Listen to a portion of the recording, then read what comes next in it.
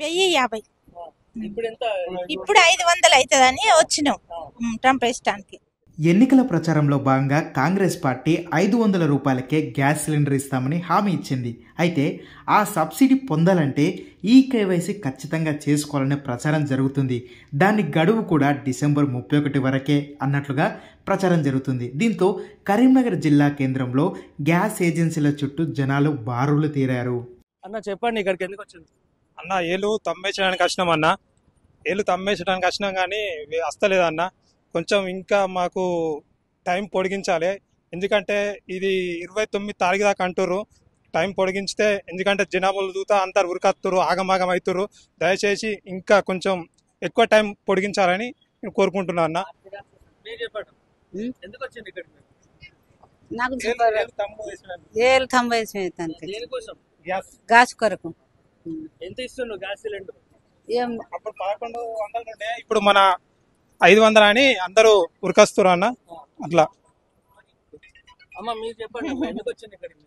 Gas కోసం వచ్చినాం. ఎంత ఇస్తున్నారు గ్యాస్ సిలిండర్? 1050.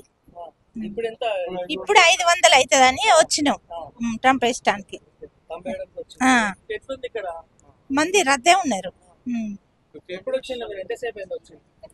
గంట గంట అయింది, ఇంకా లోపల పోలే. ఇకంతే. మీరు చెప్పండి అన్న, ఎంతసేపు అయింది మీరు వచ్చి? నేను వచ్చి ½ అవర్ లెక్కన అవుతుంది. అంటే ఇంకా ½ అన్ అవర్ అయి కూడా మీరు ఇంకా లోపలికి వెళ్ళలేదా? ఇంకా టైం పడేస్తుంది బాగానే, వెయిట్ చేయాలి.